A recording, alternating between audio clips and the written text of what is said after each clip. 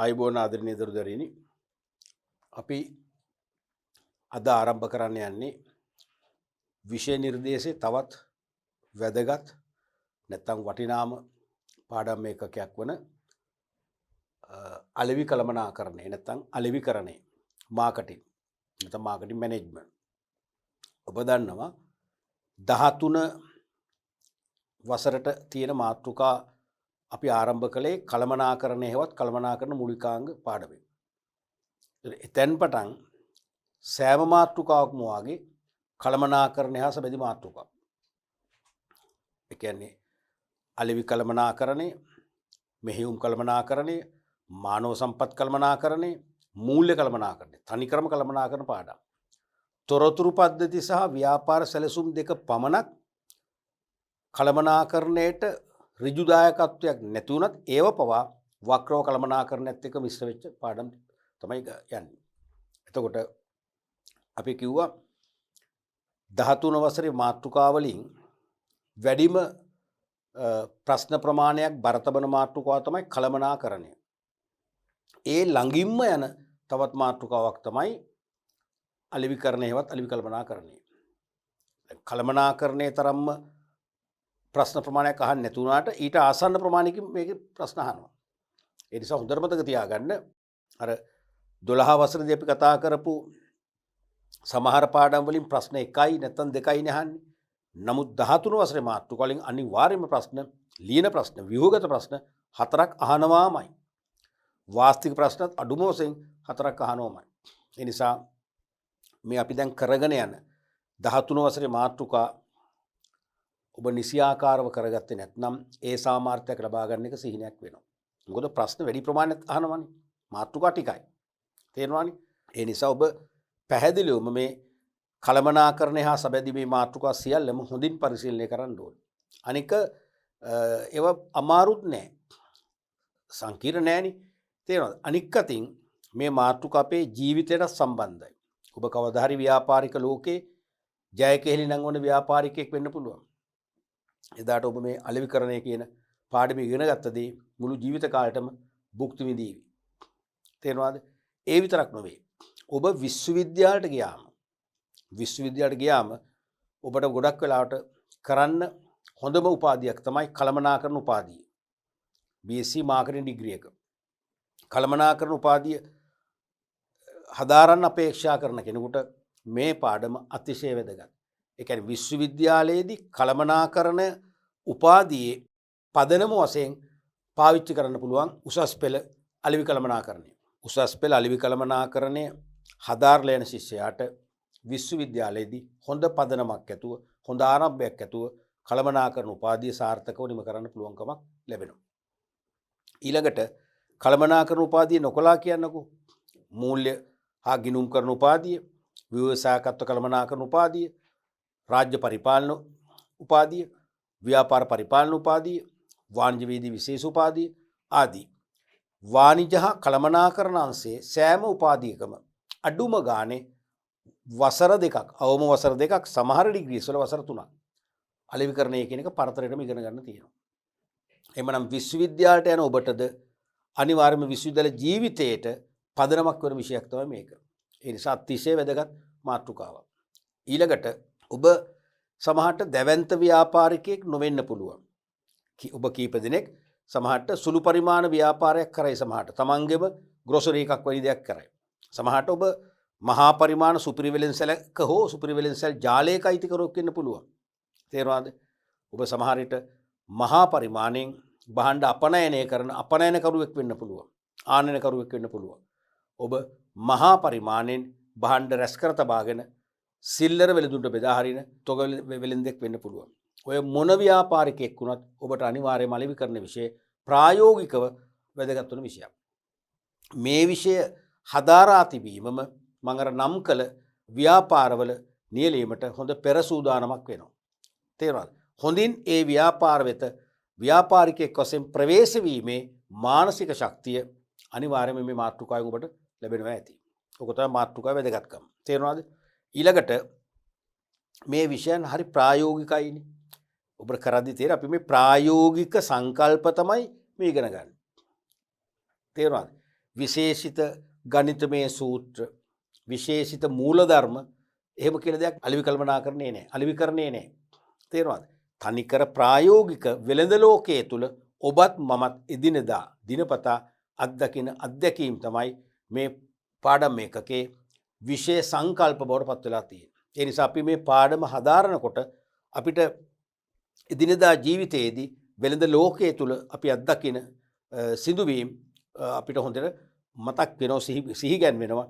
ඒ සිහිගැන්වීම තුල අපි ඊටාම කැමැත්තෙන් උනන්දුවෙන් අපි මේ විෂයට අනිවාර්යයෙන්ම අවතීර්ණ වෙන්න ඕනේ. ඊටා කැමැත්තෙන් උනන්දුවෙන් සතුටෙන් අපි මේ විෂය ඉගෙන ගන්නට ඕනේ. පැහැදිලිනේ? හොඳයි. එතකොට මාතෘකාව තමයි ව්‍යාපාර සාර්ථකත්වයේ සඳහා අලෙවි කළමනාකරණයේ දායකත්වය. ව්‍යාපාර සාර්ථකත්වයේ සඳහා අලෙවි කළමනාකරණයේ දායකත්වය. ඕනෑම ශ්‍රේෂ්ඨයක ක්‍රියාත්මක වන ව්‍යාපාරයකට අලෙවි කළමනාකරණය හෙවත් අලෙවිකරණය කියන සංකල්පය අතිශය වැදගත් වෙනවා. ඕනම ව්‍යාපාරයක සාර්ථකත්වයේ සඳහා ඍජු සහාය සංකල්පයක් ඩිරෙක්ට් සපෝටින් කන්සෙප්ටයක් වශයෙන් අලෙවිකරණය අපිට හඳුන්වා දෙන්න පුළුවන්. තේරුණාද?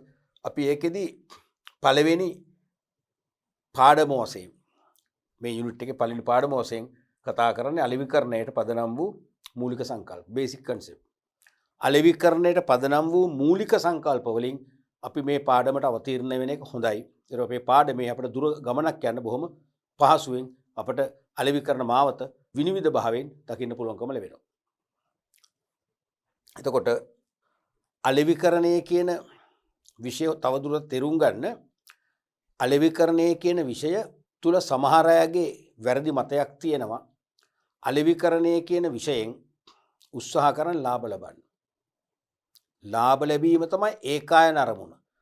අලෙවිකරණයෙන් උත්සාහ කරන්නේ පුළුවන් තරම් පාරිභෝගිකයාගේ ගෙල මිරිකල හරි කමක් නැහැ. තමන්ගේ ලාභ ධාරිතය වැඩි කරගන්න කියලා වැරදි මානසිකත්වයක් තියෙනවා. ඇත්තටම මෙහෙම එකක් නෑ දරුවෝ.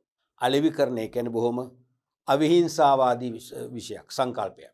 අලෙවිකරණය කියන්නේ මිනිස්සුන්ගේ ජීවිත අර්ථවත් කරන්න, වර්ණවත් කරන්න, නිහඬ මෙහෙවරක් කරන විෂයක්.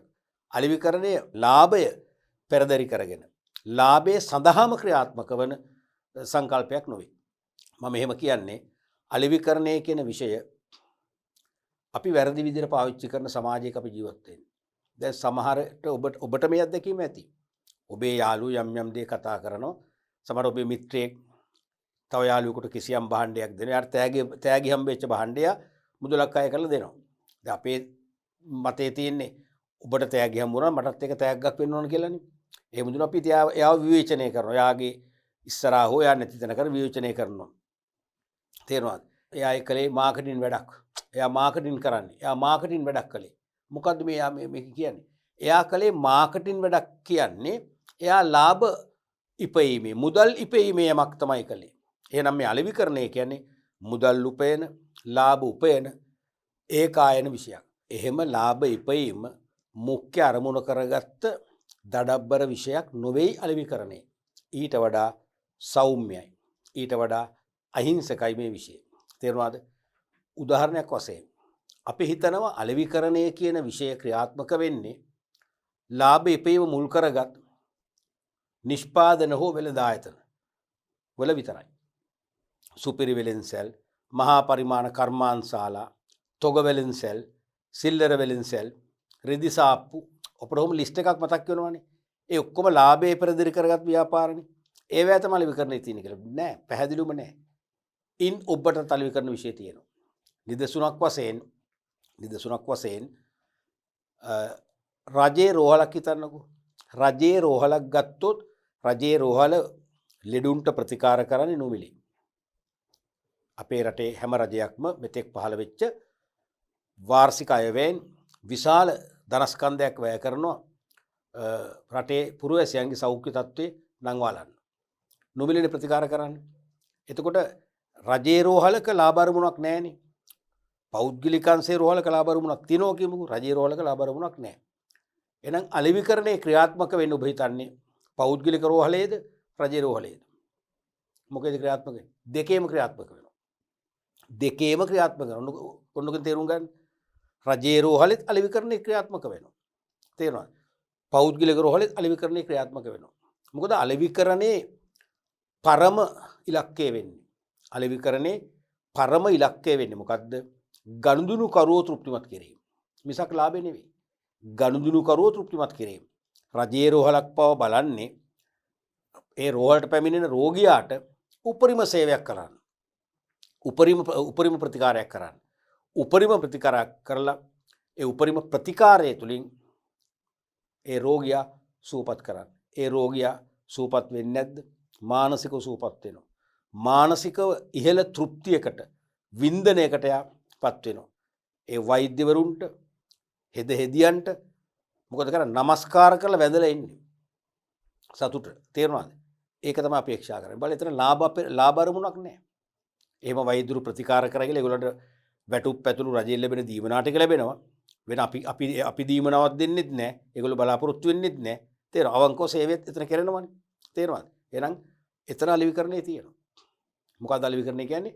රෝගීන්ට උපරිම ප්‍රතිකාර සේවාවක් කිරීමට අවශ්‍ය ක්‍රියාමාර්ග සියල්ලම දියත් කරනවා. ඒක තමයි අලෙවිකරණය කියන්නේ. මොකද අලෙවිකරණයේ තේමාව ගනුදෙනු කරු. ගනුදෙනු කරුවා ඉහළින්ම තෘප්තිමත් කිරීම තමයි අලෙවිකරණේ පළවෙනි ඉලක්කය වෙන්නේ. දෙක තමයි ව්‍යාපාරික ඉලක්ක සපුරා ගැනීම. අන්න ව්‍යාපාරික ඉලක්ක කියද්දි අංකයකට ලාභය තියෙන්න පුළුවන්. අලෙවිකරණේ ඉලක්කයන් අපි මූලික කාණ්ඩ දෙකකට කැඩුවොත් පළවෙනි එක තමයි ගනුදෙනු කරුවා ඉහළින්ම තෘප්තිමත් කිරීම. එතන ලාභ කතාවක් නැහැ. දෙවෙනි එක තමයි ඒ තුලින් ව්‍යාපාරික ඉලක්ක ළඟා කර ගැනීම. අන්නේ දෙවෙනි එකේදී සමහර ව්‍යාපාර අංකයක ලාභය වෙන්න පුළුවන්. සමහර ව්‍යාපාරවල ඉලක්කය කීර්තිනාමයක් වර්ධනය කර ගැනීම වෙන්න පුළුවන්. සමහර ව්‍යාපාරවල ඉලක්කය සමාජ සේවාවක් කරලා සමාජයේ සුවපත් කරලා සතුරු වීම වෙන්න පුළුවන්. සමහර ව්‍යාපාර ඉලක්කය දිගුකාලීනව ව්‍යාපාර ලෝකේ රැඳී සිටීම වෙන්න පුළුවන්. සමහර ව්‍යාපාරවල ඉලක්කය වැඩිම ගනුදෙනු කරන පිරිසකට සේවය කිරීම වෙන්න පුළුවන්. ලාභයක් තියෙන්න පුළුවන්. තවත් ඉලක්ක තියෙනවා. නම් මේ ලාභය උපයා ගැනීම සඳහාම ක්‍රියාත්මක වන දඩබ්බර විෂයක් කියන මානසිකත්වයේ වහාම අයින් කරගන්න ඕනේ. තේරෙනවද? රජයේ රෝහල කලවිකරණේ තියෙනවා. එතනින් නොනවති. අපි හිතමු ක්‍රීඩා සමාජයක්, ක්ලබ් එකක්. ක්‍රීඩා සමාජය කියන්නේ මොනවද? ලාභ ඉපයීම මුල් කර නොගත් සංවිධාන. ලාභ ඉපයීම මුල් කර නොගත් සංවිධාන කියලා දෙයක් අපි ව්‍යාපාර සංවිධාන ඒකගෙදි කතා කළා මතක ඇති. එකක් තමයි සමිති සංවිධාන. ගමේ තියෙන මහිලා සමිති. කාන්තාවන්ගේ පිරිමිත් ඉන්න ඔය ඊළඟට ක්‍රීඩා සමිති. තේරෙනවද? ඒ වගේම සමාජ ශාලා ක්ලබ්. ඒවේ ලාභ අරමුණක් නැහැනේ. සමාජිකයන්ගේ සුබ සාධනේ. සමාජිකයන්ගේ සුබ සාධනේ. ඒවේ අපවල විකරණේ තියෙනවා. ඒ කියන්නේ යම් ක්ලබ් එකක් සමාජ ශාලාවක අපේක්ෂා කරනවා වෙනත් ක්ලබ් වලට වඩා තමන්ගේ මෙම්බර්ස්ලා පිරිස වැඩි කරගන්න. සමාජිකයන් වැඩි කරගන්න. ඒගොල්ලෝ සමාජිකයන් වැඩි පහසුකම් සපයනවා. මොකද්ද තියෙන්නේ? අලෙවිකරණය. එහෙනම් ලාභේපීම මුල් කර නොගත් සංවිධාන වල පවා අලෙවිකරණේ ක්‍රියාත්මක වෙනවා නම් ලාභයට නෙවෙයි අලෙවිකරණේ මූලිකත්ව දෙන්නේ ගනුදෙනු කරුවාගේ නැත්නම් සමාජිකයාගේ උපරිම තෘප්තියටයි. ඒක තමයි අලෙවිකරණේ ප්‍රධාන ඉලක්කය. ඊළඟට අපි ගමු පන්සල්. බෞද්ධ පන්සල්. ඒ පන්සල් වල ලාභ අරමුණක් කොහෙත්ම නැහැනේ. ඒතර පූජනීය ස්ථානනේ. ඒවත් අලෙවිකරණේ තියෙනවා. ඇයි සමහර පන්සල් නෙවෙයි බොහෝ පන්සල් තරඟකාරී. එකම ප්‍රදේශයේ පන්සල් දෙකක් තියෙනවා නම් එක් පන්සලක් විශාල මකර තොරණක් හදනවා. ඒ ඇතුල් වන ගේට්ටුව ළඟ.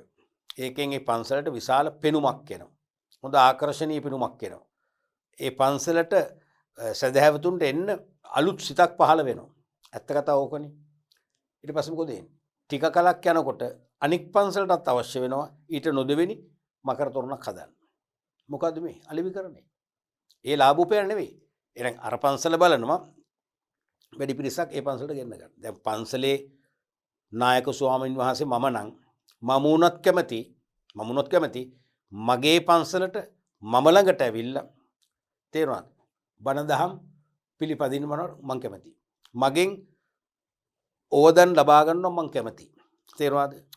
මට ඇති ප්‍රතිලාභයක් නැහැ. මම ඒ සදහැවතුන්ගෙන් කිසිම දෙයක් අය කරන්නේ නැහැ. කිසිම පිරිකරයක්වත් මම බලාපොරොත්තු වෙන්නේ නැහැ. නමුත් මම කැමතියි මගේ පන්සල් වත්ත සැදැහැවතුන්ගෙන් පිරිනව දකින්න. ඒ සඳහා නම් සෙසු පන්සල් වලට වඩා ආකර්ශනීය බවක් ඇති කරගන්න විවිධ දේවල් පන්සල් තුල ක්‍රියාත්මක වෙනවා.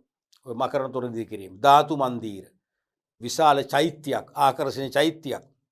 ඊළඟට අපි හිතමු පන්සලට විශාල දානශාලාවක්. ඒ වගේම නැවතීමට විශ්‍රාමික ශාලාවක්. එතකොට පිටස්තර දුර ගමන් යන වන්දනා කරන පොයිල පන්සලේ නතර වෙනවා. ඒකත් පන්සලට ආලෝකයක්. ඒක හරිනේ. දැන් අපි සමහර අය කැමතිනේ ගෙවල් වලට අමුත්තු වෙනවට. හිතවත් අය, ඥාතීන් තේරෙනවද? ඒකේ ඒ ගෙදර පාළුව යනවනේ. මමත් එහෙම කෙනෙක්. අපේ ගෙදර ඕන තරම් පිරිසකට මම කැමතියි. කන්න බොන්න දෙන්න පුළුවන් ද කියන එක මම දෙවනුව හිතන්නේ. මම එනවට කැමතියි. එන්නේ නැත්නම් අපි විතරයිනේ පාළුව ඉන්නේ. පන්සලලත් එහෙම තමයි. ස්වාමීන් වහන්සේලා අපෙන් බලාපොරොත්තු වෙන්නේ නැහැ. ඒ පන්සල සදහැවතුන්ගෙන් පිරිනව දකින්න කැමතියි. එහෙනම් සෙසු පන්සල් වලට වඩා වැඩි සදහැවතුන් පිරිසක් ගෙන්වා ගැනීමට නම් ඒ පන්සල් තුල සදහැවතුන්ට වැඩි පහසුකම් ලබා දෙනවා. ඒ පන්සල් තුල සමහරට අපි හිතමු අටවිසි බුද්ධ ප්‍රතිමා වහන්සේලා තැන්පත් කරලා වන්දනාමාන කරන්න හදනවා. තේරෙනවද? ඒ වගේම අටවිසි බෝධි ප්‍රකාර ඉදි කරනවා. ඒ වගේම අපි හිතමු පිරිනිවන් මංචකයක් ඉදි කරනවා. දඹදිව තියෙනවා වගේ. ඒ වගේම බුද්ධත්වයේ ලැබු බුද්ධ ගයාවේ බුද්ධත්වයේ ලැබු ස්ථානට සමාන ස්ථානයක් ඉදි කරනවා. මේත් එක්ක මොකද වෙන්නේ? සදහැවතුන් ආකර්ෂණය වෙනවා. අන්න සෙසු පන්සල් වලට තරගකාරී බවක් දීලා ඒ සෙසු පන්සල් වලට වඩා වැඩිපුර පිරිසක් අද්දව ගන්නවා. ලාභ අරමුණක් නැහැ. අලෙවිකරණය. දැන් තේරෙනවද? මේ අලෙවිකරණය කියන විෂය නම් අලෙවිකරණය කියන විෂය මුදල් පස්සේ හඹා යන ලාභ උපරිම කරගන්න උත්සාහ කරන ක්‍රියාවලියක් නොවේ. ගනුදෙනු කරුවෝ ඉලක්ක ගනුදෙනු කරුවෝ උපරිම ලෙස තෘප්තිමත් කිරීම උදෙසා ක්‍රියාත්මක වන ක්‍රියාදාමයක්. හැබැයි අලෙවිකරණයේදී අලෙවිකරුවා දන්නවා ගනුදෙනු කරුවා තෘප්තිමත් කරෝතින් ව්‍යාපාරිකයන්ගේ ඉලක්කත් ඔටෝමැටිකලි ස්වයංක්‍රීයව ඉෂ්ට වන බව. ගනුදෙනු කරුවා තෘප්තිමත් කරා මෙයා දිගින් දිගටම ඒ ව්‍යාපාරයත් එක්ක ගනුදෙනු කරනකොට ඒගොල්ලන්ට ලාභයක් ඔටෝමැටිකලි ලැබෙනවා. ලාභෙ ගිල්ල බලින් දැහැගත්තේ නැහැ.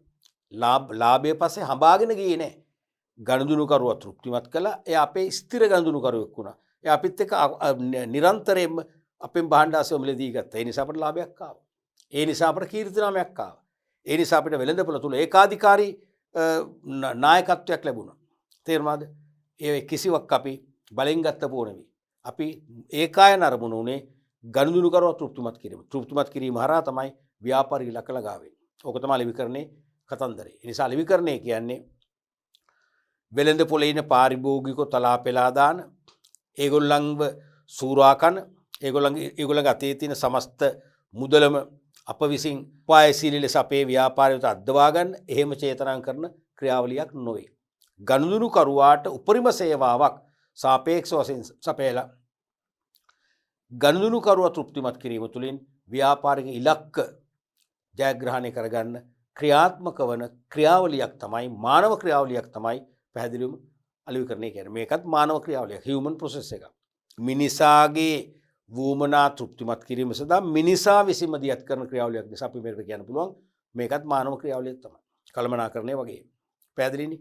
එතකොට අපි මුලින්ම තේරුම් ගමු අලෙවිකරණේ නිර්වචන කීපයක් අපි තේරුම් ගන්න උත්සාහ කරනවා. අපි පොදුවේ කිව්වොත් අද වන විට මුළු ලෝකයේම අලෙවිකරණේ පියා, the father of marketing, අලෙවිකරණේ පියා වශයෙන් සැලකන්නේ ඇමරිකානු ජාතික මහාචාර්ය ෆිලිප් කොට්ලර්. තාමත් ජීවිතුන් අතර ඉන්නවා. ඇමරිකානු ජාතික මහාචාර්ය ෆිලිප් කොට්ලර්. එයා අලෙවිකරණේ පියා කියන විරුදාවලට පත් වෙන්නේ ඇයි? අලෙවිකරණය කියන විෂය අද ඇති වූ විෂයක් නෙවෙයි. දැන්ට අවුරුදු 250කට වඩා උඩදී ධම්ම ලෝකයේ අලෙවිකරණය කියලා විෂයක් තිබිලා තියෙනවා. අධ්‍යාපන ආයතනවල සිසුන්ට හදාරන අවස්ථාව දීලා තියෙනවා.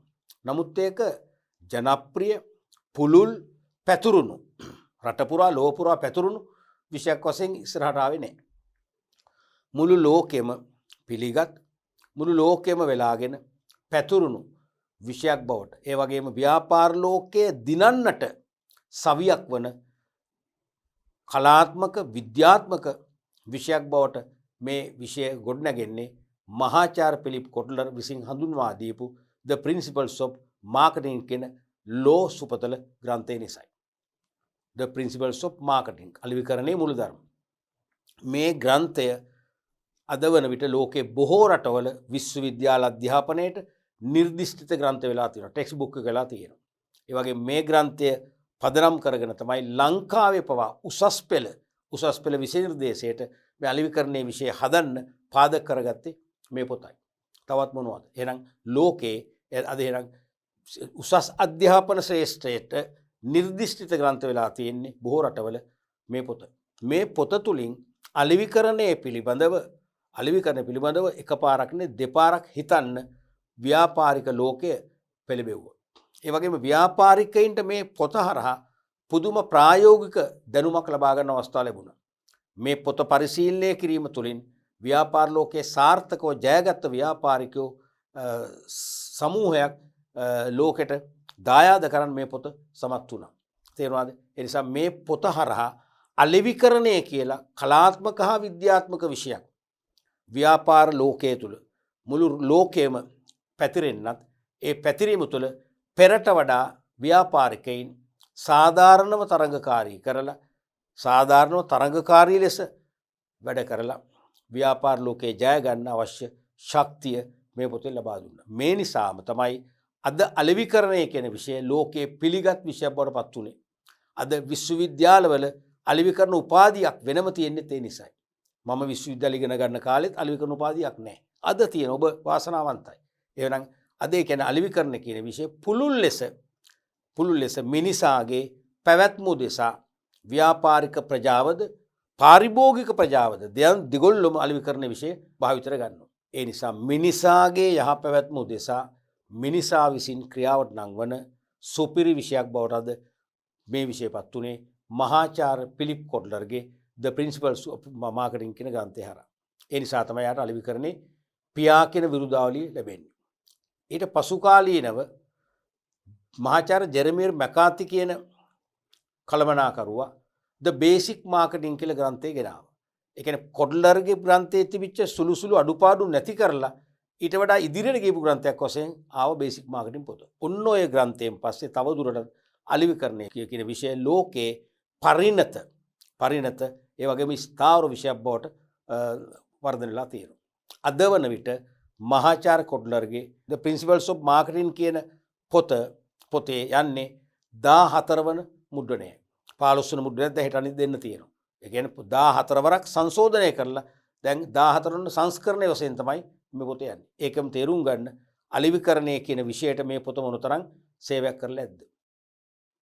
එහෙමනම් අපි අලෙවිකරණය කියන නිර්වචනය පටන් ගන්නවා එතනින්. පිලිප් කොට්ලර්ගෙන්. තේරුණාද? විභාගයට තවමත් අහනවා ඔබ දන්නා නිර්වචනයක් ඇසුරින් අලෙවිකරණය පැහැදිලි කරන්න. අලෙවිකරණය සඳහා ඔබට ඉදිරිපත් කළ හැකි සාධාරණ අර්ථකථනයක් ලබා දෙන්න. වෙනි කෙටි ප්‍රශ්න තාම අහනවා. ඇහුවොත් මං කියන්නේ වෙන තවත් පොත් තියෙනවා. තවත් අලෙවිකලමනාකරු පොත් දීලා තියෙනවා 100 ගණනක්. නමුත් මං කියන්නේ අලෙවිකරණේ පියා කියන විරුද්ධාවලිය ලැබුවා. අලෙවිකරණය කියන විෂය විධිමත් හා විද්‍යාත්මක විෂයක් බවට ලෝකෙට දායාද කරපු කොට්ලර්ගේ පොතේ තියෙන නිර්වචනයම අපි ගමු කියලා තමයි මගේ යෝජනාව. තේරුණාද? එයා කියන මෙන්න මෙහෙම. A social and managerial process. A social and managerial process. ඒ කියන්නේ සමාජ හා කළමනාකරණ ක්‍රියාවලිය. සමාජීය හා කළමනාකරණ ක්‍රියාවලිය. By which individuals and groups obtain what they need and want through creating and exchanging products and value with others. තේරුණාද? මේ කියන්නේ අන් අය සමග නිෂ්පාදිත හා වටිනාකම් නිර්මාණය කිරීම සහ හෝමාරු කිරීම තුළින් පුද්ගලයන් සහ කණ්ඩායම් සිය අවශ්‍යතා සහ වුමනා සපුරා ගනු ලබන සමාජීය හා කළමනාකරණ ක්‍රියාවලිය අලෙවිකරණය ලෙස හැඳින්විය හැකිය. මේ නිර්වචනය චුට්ටක් මතක තියාගන්න. මේක කියනවා අන් අය සමග නිෂ්පාදිත හා වටිනාකම්. හොඳට මතක තියාගන්න. සෑම නිෂ්පාදිතයක් සමගම කිසියම් අගයකුත් වටිනාකමකුත් එළියට දෙනවා. වැලියුස් කියන්නේ මොනවද? වටිනාකම්. වටිනාකම් කියන්නේ මොනවද? වැලියුස්. ඉතින් කොහොමද ඉවර කරන්නේ? මේ වටිනාකම් කියන්නේ පුද්ගලයන්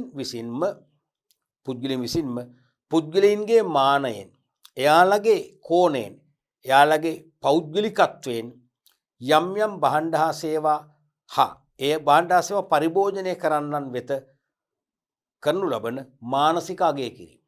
මානසික අගය කිරීම වටිනාකම් කියන්නේ.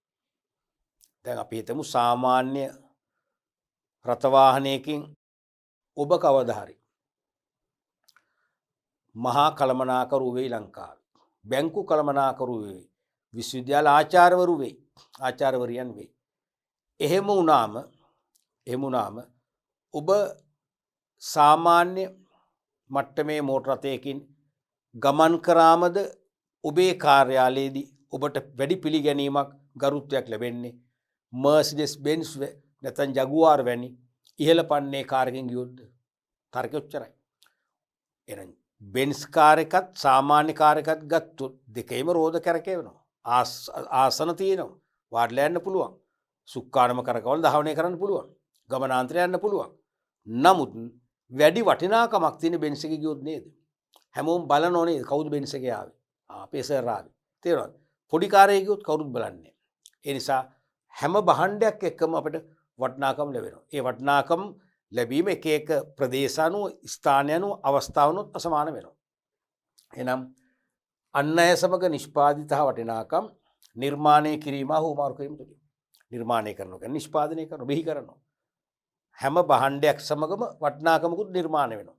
එනම් භාණ්ඩ හා වටිනාකම් නැත්නම් නිෂ්පාදිත වටිනාකම් නිර්මාණය කිරීම හා හුවමාරු කිරීම තුලින් පුද්ගලයන් හා කණ්ඩායම් individuals and groups එක්ක පුද්ගලයන් නැත්නම් පුද්ගල කණ්ඩායම් සිය අවශ්‍යතා සහ වුමනා සපුරා ගනු ලබන සමාජීය හා කළමනාකරණ ක්‍රියාවලියක් තමයි අලෙවිකරණය කියන්නේ.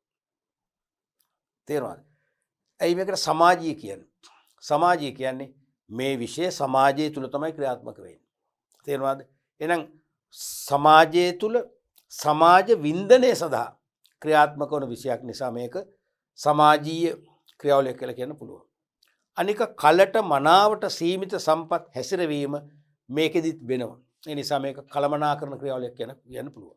එහෙනම් සමාජ යහපත උදෙසා සමාජයේම ඒකක විසින් ක්‍රියාවට නංවන විෂයක් නිසා සමාජීය සීමිත සම්පත් කලට මනාවට හසුරවන විෂයක් නිසා කළමනාකරණ ක්‍රියාවලියක් කියලා කියනවා. එහෙනම් අන් අය සමග නිෂ්පාදිත හා වටිනාකම් නිර්මාණය කිරීම හා හුවමාරු කිරීම තුළින් පුද්ගලයන් හෝ කණ්ඩායම් සිය අවශ්‍යතා සහ වුමනා සපුරා ගනු ලබන සමාජීය හා කළමනාකරණ ක්‍රියාවලිය තමයි අලෙවිකරණය කියලා කියන්නේ. පැහැදිලිද? ඔන්න ඔය නිර්වචන හොඳට මතක තියාගන්න. ඔක තමයි අපි විභාගයට වැදගත්ම වෙන්නේ. ඊළඟට තවත් අපි නිර්වචනයක් ගන්නවා, වටිනාම නිර්වචනයක්. මොකද අලෙවිකරණයේ සම්බන්ධයෙන් ලෝකයේ විවිධ රටවල ජාතික සංවිධාන මෙන්ම අන්තර්ජාතික සංවිධාන පිහිටුවලා තියෙනවා. තේරුණානේ? දැන් නෙදර්ලන්තයේ හේග් නුවර ලෝක පාරිභෝගික ප්‍රජාවම ආරක්ෂා කරන්න අවශ්‍ය ක්‍රියාත්මක කිරීම සිදු කිරීම උදෙසා පාරිභෝගික ජාත්‍යන්තරය කියන සංවිධානයක් තියෙනවා. ඒක මුළු ලෝකෙටම අයිති. තේරුණාද? ඒ වගේ ජාතික හෝ අන්තර්ජාතික අලෙවිකරණ ආයතන තියෙනවා. එයින් ප්‍රමුඛතම ආයතනයක් වශයෙන් සැලකනවා ඇමරිකන් මාකටින් ඇසෝසියේෂන් එක. ඇමරිකන් මාකටින් ඇසෝසියේෂන් එක. අපි ඒකට කියනවා ඇමා කියලා. ඇමා.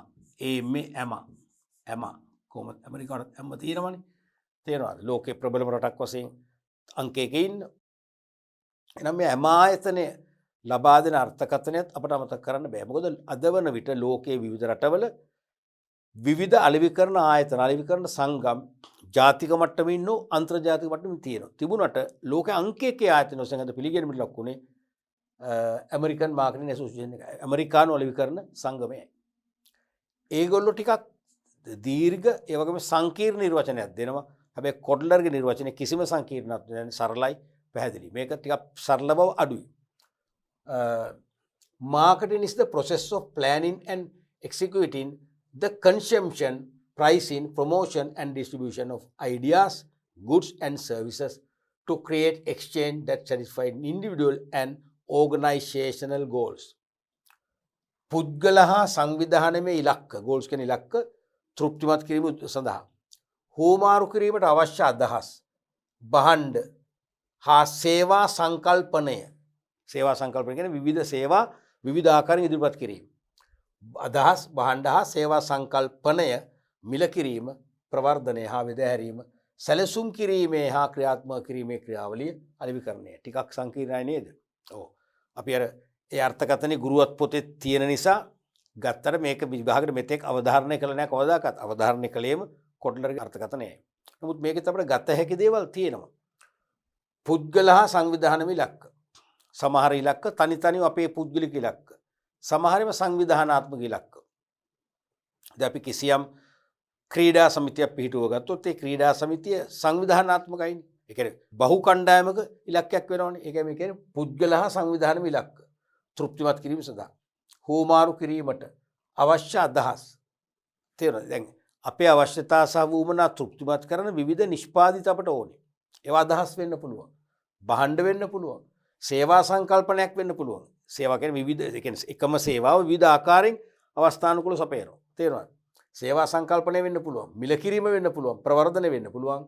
බෙදාහැරීම වෙන්න පුළුවන්. අන්න එම කටයුතු සැලසුම් කිරීමේ හා ක්‍රියාත්මක කිරීමේ ක්‍රියාවලියක් තමයි අලෙවිකරණය කියන්නේ. ඉතින් මේකෙන් පැහැදිලිව කියනවා මිනිස්සුන්ගේ අවශ්‍යතා සහ වුමනා තෘප්තිමත් කරන අවශ්‍ය අදහස් බහණ්ඩ සේවා සංකල්පනය මිල කිරීම බෙදාහැරීම තව නැත්නම් ගොඩක් දේවල් නෑ තව මොනවද ප්‍රචාරණය තුළු ප්‍රවර්ධනය තේරුණාද?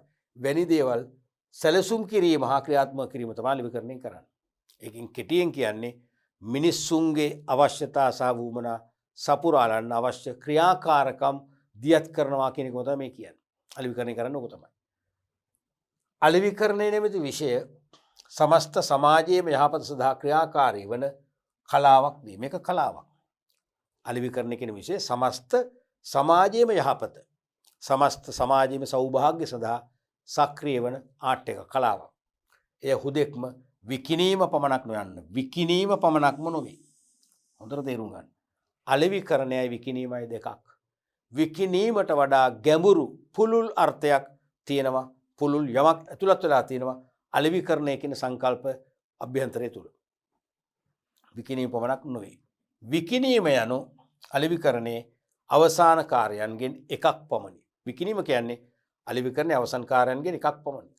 අලෙවිකරණයේ නිරන්තරයෙන්ම මිනිස් සංහතියේ අවශ්‍යතා සහ වුමනා උපරිම අයුරෙන් තෘප්තිමත් කිරීම උදෙසාම කටයුතු කරන කලාවක් වේ. අලෙවිකරණයේ මිනිස් සංහතියේම අවශ්‍යතා සහ වුමනා නිකන්නේ උපරිමයෙන් තෘප්තිමත් කිරීම උදෙසා කටයුතු කරන කලාවක් වෙනවා.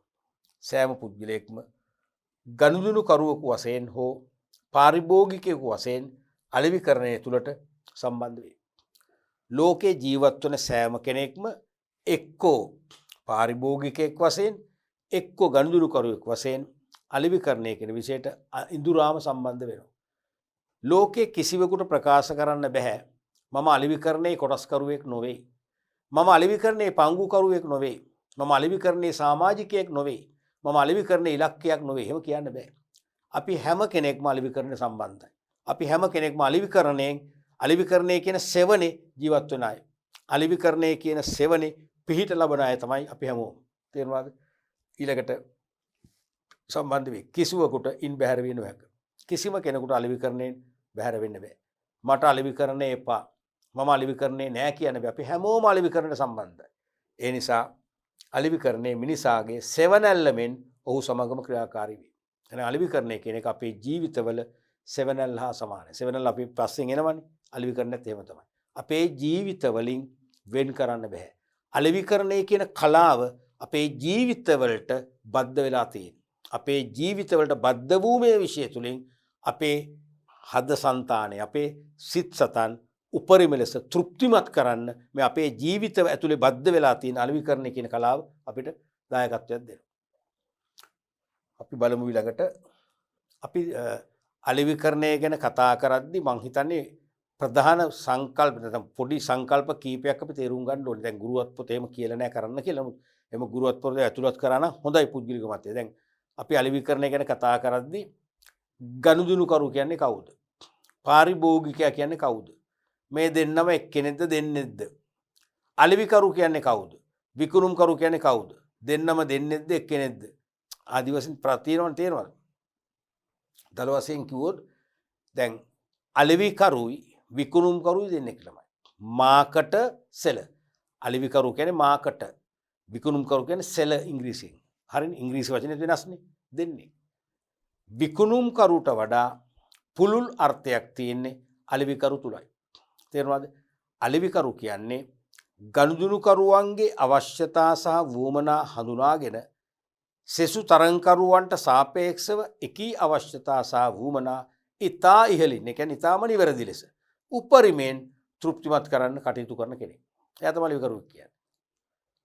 විකුණුම්කරුවෙක් කියන්නේ තේරෙන බොහොම කෙටි සේවයක් සලසන කෙනෙක්. ඒ කියන්නේ භාණ්ඩයක අයිතිය පාරිභෝගිකයෙකු වෙත පවරා දෙන තැනත්ත තමයි විකුණුම්කරු කියන්නේ. දැන් මම සතුව භාණ්ඩයක් තිබේ නම් මේ මගේ මා සතුව පැවති භාණ්ඩයේ අයිතිය මං කිසියම් ප්‍රතිෂ්ඨාවකට එනම් කිසියම් අගයකට එක්කෝ මුදල් වලට එක්කෝ සේවාවකට එක්කෝ වෙනත් භාණ්ඩයකට ආදි වශයෙන් මම වෙනත් කාට හරි අනුසතු කරලා දෙනවා. ඒක තමයි අලෙවිකරණයේ මූලිකම ක්‍රියාත්මක වෙන්නේ. තේරෙනවද? ඒක තමයි විකුණුම්කරුවෙක් කරන්නේ. අලෙවිකරණයේ අවසාන කාර්යයට පෙර කාර්යය තමයි විකිණීම කියන්නේ. අලෙවිකරණයේ අවසාන කාර්යයට පෙර කාර්යය තමයි විකිණීම කියන්නේ. අනේ විකිණීමට සම්බන්ධ තැනත්ත තමයි විකුණුම්කරු කියන්නේ. එහෙනම් එයා අලෙවිකරණයට සම්බන්ධ නැතුව නොවේ. සමස්ත අලෙවිකරණය කියන විෂය දාමය එයාගේ අතින් නිම වෙන්නේ. සමස්ත අලෙවිකරණය කියන විෂය දාමය නියම වෙන්න විවිධ පුද්ගලයෝ දායක වෙනවා. හරිද? එහෙනම් විකුණුම්කරුවෙක් කියන්නේ භාණ්ඩයක හෝ සේවයක අයිතිය වෙනත් කෙනෙකුට පවරා දෙන තැනත් පමණයි. අලෙවිකරුවා කිව්වම එහෙම නෙවෙයි. එයා ඉලක්ක ගනුදෙනුකරුවන්ගේ අවශ්‍යතා සහ වුවමනා තෘප්තිමත් කිරීමට අඛණ්ඩව සක්‍රිය වෙන තැනත් එක්ක තමයි අලෙවිකරුවෙක් කියන්නේ. තේරුණාද? දැන් අපි හිතමු අලෙවිකරණය කියන්නේ දම්වැලක්. අලෙවිකරණය කියන්නේ දම්වැලක්. කියලා හිතන්නකෝ.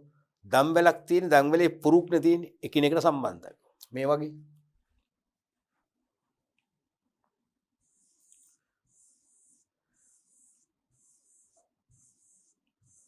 මේ වගේ චේන් එකක් කියන්නේ. මේ අලෙවිකරණය කියන දම්වැලේ අවසන් පුරුකට පෙර පුරුක. මෙන්න මේක තමයි විකිණීම කියන්නේ. මෙතන තමයි විකුණුම්කරු ඉන්නේ. මේ එකයි. නමුත් අලෙවිකරණය කියන්නේ මේ සියලුම පුරුක් වල එකතුව. හිතා ගන්න අලෙවිකරණය කියන්නේ විකිණීමට වඩා මොනතරම් පුළුල් විෂයක්ද? මොනතරම් පුළුල් කාර්යයක්ද? තේරෙනවද? එවනම් ඊළඟට අලෙවිකරණයේදී අපි දකින්න ඕනේ මේ පාරිභෝගිකයා ගනුදෙනුකරුවා දෙන්නෙක්ද එක්කෙනෙක්ද? පාරිභෝගිකයා සහ ගනුදෙනුකරුවා අතර වෙනස. කන්සියුමර් කියන්නේ පාරිභෝගිකයා, කස්ටමර් කියන්නේ ගනුදෙනුකරුවා. දෙකම පටන් ගන්න C වලින්. දෙකම පටන් ගන්න C වලින්. තේරෙනවද? දෙන්නේ. මෙහෙමනේ වෙන්නේ. දැන් පාරිභෝගිකයා මෙතන පාරිභෝගිකයාට වඩා ගනුදෙනුකරුවා කියන සංකල්පයේ අර්ථය පුළුල්. පාරිභෝගිකයාට වඩා. පාරිභෝගිකයා කියන්නේ සාපේක්ෂව පටු සංකල්පයක්. ගනුදෙනුකරුවා කියන්නේ පුළුල් සංකල්පයක්. ගනුදෙනුකරුවා කියන්නේ පුළුල් සංකල්පයක්. මේ ගනුදෙනුකරුවා කියන සංකල්පය ඇතුළෙම පාරිභෝගිකයාත් ඕල්රෙඩි ඉන්නවා. තේරෙනවද? ගනුදෙනුකරුවා කියන සංකල්පය ඇතුළටම පාරිභෝගිකයත් අන්තර්ගතයි. නමුත් පාරිභෝගිකයා කියන සංකල්පය ඇතුලේ ගනුදෙනුකරුවා නැහැ. ගනුදෙනුකරුවා නැහැ. දැන් මෙහෙම හිතන්න. මම වෙලෙන්දෙක්. එතකොට මම භාණ්ඩ හා සේවා සපයනවා ඒට. ඒ මිලදී ගන්නේ පරිභෝජනය සඳහා. එයාගේ පෞද්ගලික පරිභෝජන. එයාගේ සහ එයාගේ කුටුම්බයේ පාවිච්චි කරන භාණ්ඩ ගන්න. මමත් එක දන්නවා. එතකොට එයාගේ පැත්තෙන් එයා කවුද? පාරිභෝගිකයෙක්. එයාගේ පැත්තෙන් එයා පාරිභෝගිකයෙක්. ඒ හේතුව තමන්ගේ පරිභෝජනයට භාණ්ඩ හා සේවා මිලදී අරගෙන පරිභෝජනය කරන නිසා පාරිභෝගිකයෙක්. හරිද? මගේ පැත්තෙන් කවුද එයා? මට පාරිභෝගිකයෙක් වෙන්නේ නැහැ. මම නෙවෙයි පරිභෝජනය කරන්නේ. එයානේ පරිභෝජනය කරන්නේ. එයාගේ පැත්තෙන් එයා පාරිභෝගිකයෙක්. මගේ පැත්තෙන් පාරිභෝගිකයෙක් වෙන්නේ නැහැ. කවුද? මගේ පැත්තෙන් ගනුදෙනුකරුවෙක්. කස්ටමර් කෙනෙක් මට. තවත් එක ගනුදෙනුකරුවෙක්. ඊළඟට B කියන කෙනා මගෙන් භාණ්ඩ හා සේවා මිලදී ගන්නවා ලාභයක් තියාගෙන අලෙවිකරන. එයා පරිභෝජනය කරන්නේ නෙවෙයි ගන්නේ ලාභයක් තියන් විකුණන්නේ. එහෙනම් එයා කවුද? වෙලෙන්දේ. එයාගේ පැත්තෙන් බලද්දී පාරිභෝගිකයෙක් නෙවෙයි වෙලෙන්දේ. වෙළඳාම සඳහා ගත්තේ. නමුත් මගේ පැත්තෙන් එයා කවුද? ගනුදෙනු කරුවේ. මගේ පැත්තෙන් ඒ දෙන්නම කවුද? ගනුදෙනු කරුවෝ වෙනවා. තුන්වෙනි උදාහරණය. C කියන තැනත්තාට මම භාණ්ඩාසේව විකුණනවා. C කියන තැනත්තා මගෙන් භාණ්ඩාසේව මිලදී ගන්නේ එයාගේ නිෂ්පාදන ආයතනයක් තුන ඒකේ නිමි භාණ්ඩ හදන්න අමුද්‍රව්‍ය වශයෙන් පාවිච්චි කරන්න. එයාට අවශ්‍ය නිමි භාණ්ඩ වලට අවශ්‍ය අමුද්‍රව්‍ය වශයෙන් පාවිච්චි කරන තමයි මගෙන් මේ මිලදී ගන්න. හරිද? එහෙනම් එයා කවුද? එයාගේ පැත්තෙන් කවුද? එයා නිෂ්පාදකයෙක්. මට කවුද? මට නිෂ්පාදකෙක් නෙවෙයිනේ. මට අදාළ නැහැ නේ. මගේ කවුද? මගේ ගනුදෙනු කරුවේ. දැක්කද? තුන් දෙනාම එහෙනම් මම දැන් කිව්වා මේ වගේ.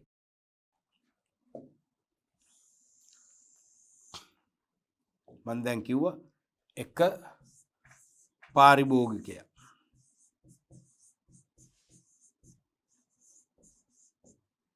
දෙක වෙලෙන්ද තුන නිෂ්පාදකයා මේ තුන් දෙනාම අලිවිකරණයේ විශේෂදී සලකන්නේ කවුද? අලිවිකරුවගේ දෘෂ්ටියෙන්. අලිවිකරුගේ දෘෂ්ටියෙන්.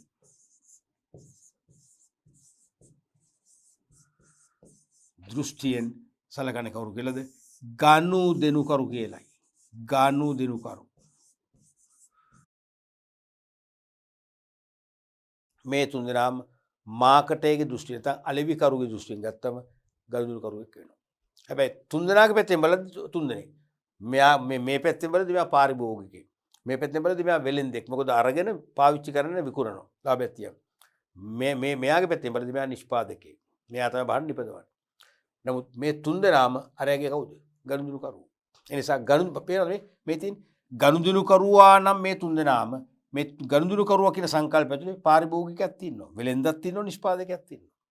තේරෙනවද? එහෙනම් වඩා පුළුල් අර්ථය තියෙන කවුරු ළඟද? ගනුදෙනුකරු තුලයි. පාරිභෝගිකයා ළඟ තියෙන සාපේක්ෂව පටු අර්ථය. එහෙනම් පාරිභෝගිකයා කියන්නේ ඇත්තටම අවසන් පරිභෝජනයේ සදා භාණ්ඩ හා සේවා මිලදී ගනු ලබන්නන් පමණයි. ඒගොල්ලෝ ගන්නේ තමන්ගේ පාවිච්චියට. එයා පාරිභෝගිකයෙක්. ගනුදෙනුකරුවෙක් කියලා කියන්නේ තමන්ගේ පරිභෝජනයට හෝ ලාභයක් නැවත විකුණන්න හෝ නිෂ්පාදනයේදී අමුද්‍රව්‍ය වශයෙන් පාවිච්චි කරන්න හෝ භාණ්ඩ මිලදී ගන්න අපි කියන කවුද? ගනුදෙනුකරුවා කියලා. එහෙනම් ගනුදෙනුකරුවා තුල already පාරිභෝගිකයා කියන සංකල්පෙත් ඇතුළත්. තේරෙනවද? හැබැයි පාරිභෝගිකයා කියන සංකල්පය තුල ගනුදෙනුකරුවා කියන සංකල්පය ඇතුළත් නැහැ. තේරෙනවද? එහෙනම් තම පෞද්ගලික පරිභෝජනයට මිලදී ගන්නා හෝ ලාභයත්‍යම් විකුණන්න මිලදී ගන්නා හෝ නැත්නම් අමුද්‍රව්‍යයක් වශයෙන් නිෂ්පාදනයට පාවිච්චි කරන්න ක්‍රියාත්මක වෙන්න පමණක් නෙවෙයි ඒ තිදෙනාම කවුද? ගනුදෙනුකරුවෝ වෙනවා. තිදෙනාම ගනුදෙනුකරුවෝ වෙනවා. එහෙනම් පාරිභෝගිකයා කියන්නේ කස්ටමර්නි. පාරිභෝගිකයා කියන්නේ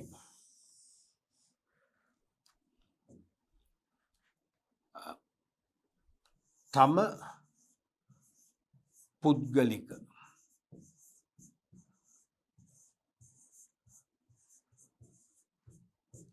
පරිභෝජනය සඳහා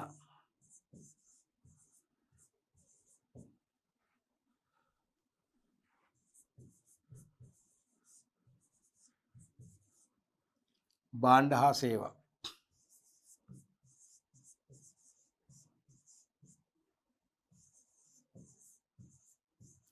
මිලදී ගනු ලබන්නන්ය. හරිනේ එච්චරයි. කස්ටමර් තමයි වඩා වැදගත් වෙන්නේ. ගනුදෙනුකරු කියන්නේ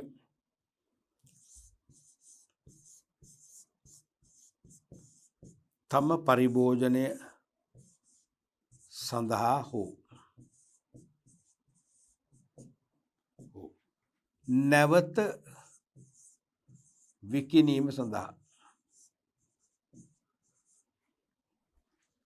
විකිණීම සඳහා හෝ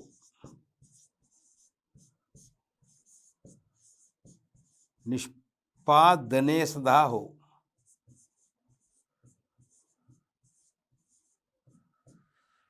හෝ භාණ්ඩ හා සේවා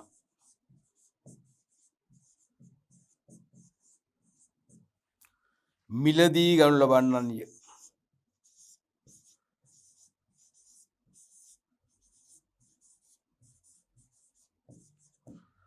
තේරෙනවද? තමන්ගේ පරිභෝජනය සඳහා හෝ නැවත විකිණීම සඳහා හෝ නිෂ්පාදනය සඳහා, ඒ කියන්නේ අමුද්‍රව්‍ය වශයෙන් පාවිච්චි කරන නිෂ්පාදනය සඳහා හෝ භාණ්ඩාසේවා මිලදී ගන්න හැමදේනම කවුද?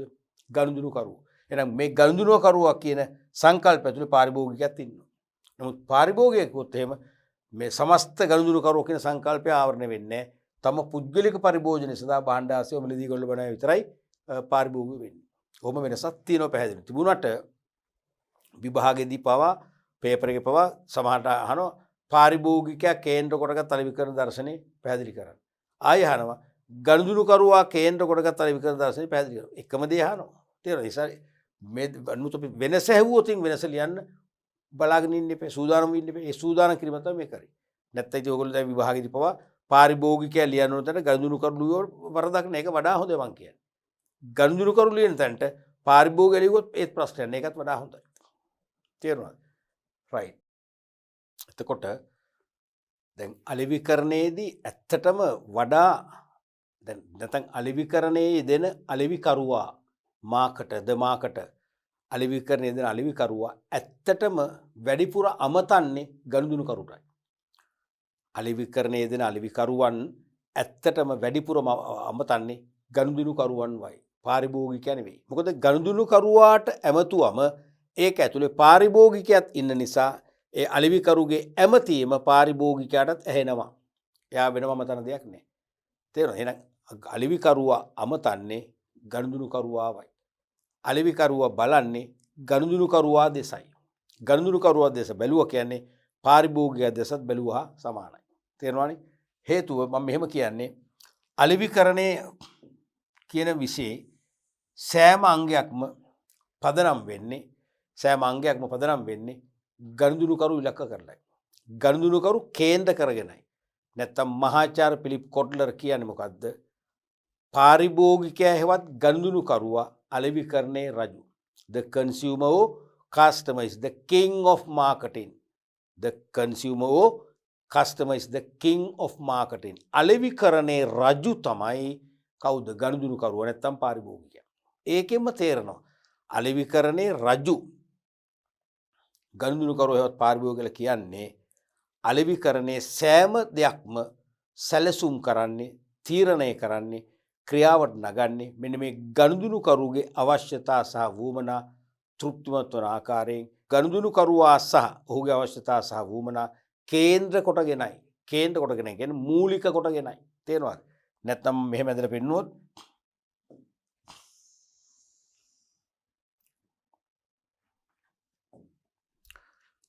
මේ තියෙන්නේ C.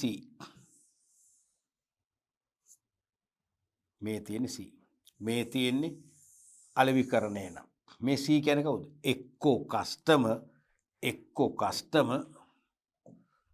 C කියන්නේ එක්කෝ කස්ටමර් ගනුදෙනුකරු. එහෙම නැත්නම් O කන්සියුමර් පාරිභෝගිකයා. හරිද? මේ තියෙන්නේ මොකද්ද? මේ මම අඳුරු කරන්නේ මොකද්ද? මේ මාකටිං.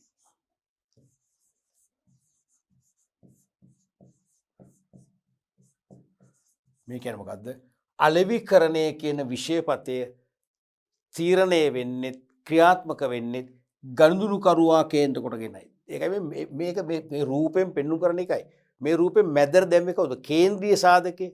කේන්ද්‍රීය සාධකේ උනේ කවුද? C customer consumer. එහෙනම් එයාව මැදට දාලා තියෙන එකයි මැදට දාලා අලෙවිකරණයෙන් අපි එයාව වට කරනවා.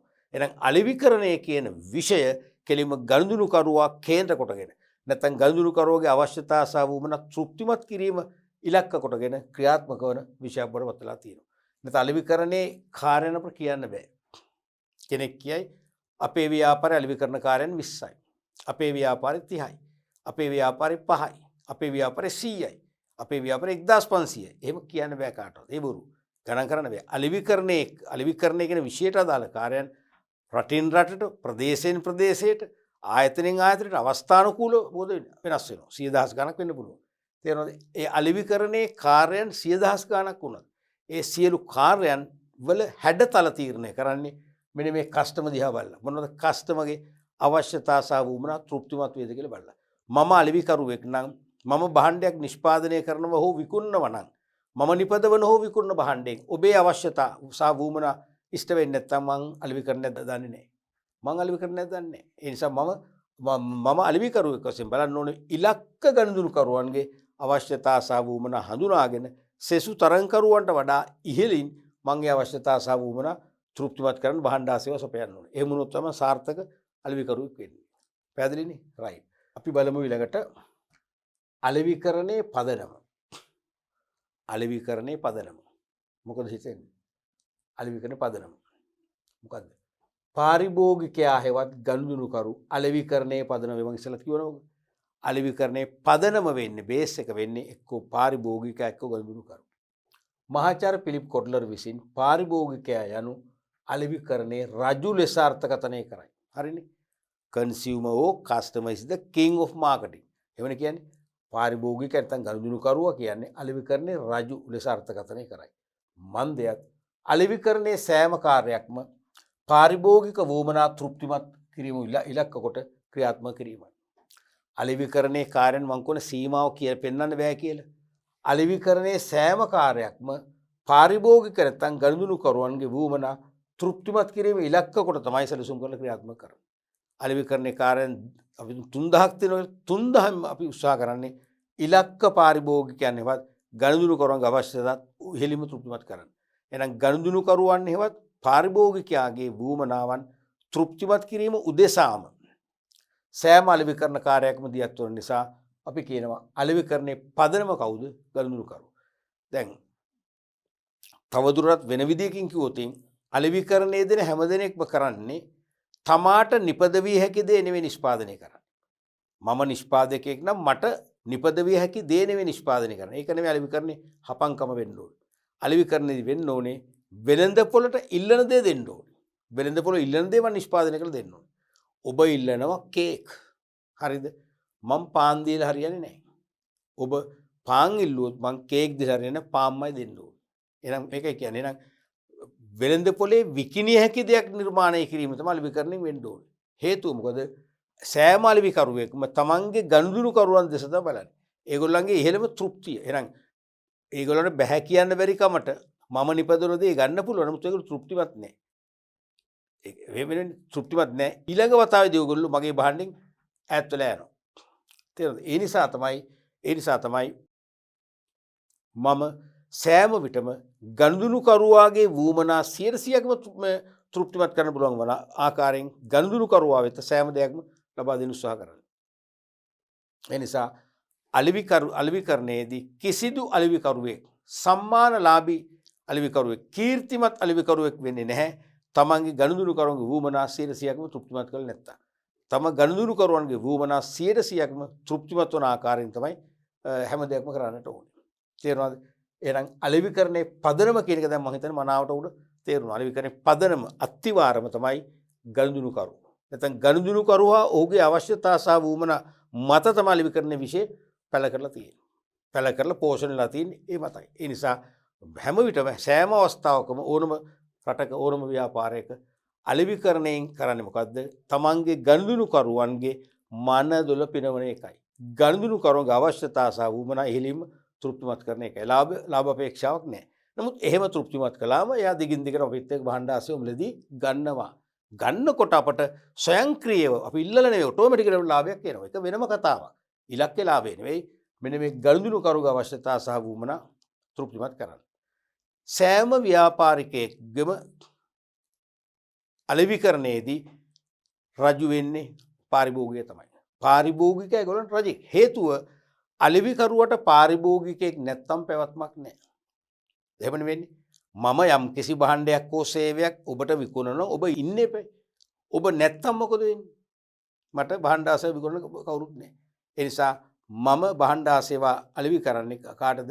මගේ රටේ පුරවැසියන්ටයි. ඒගොල්ලෝ මගේ ගනුදෙනුකරුවෝ වෙනවා.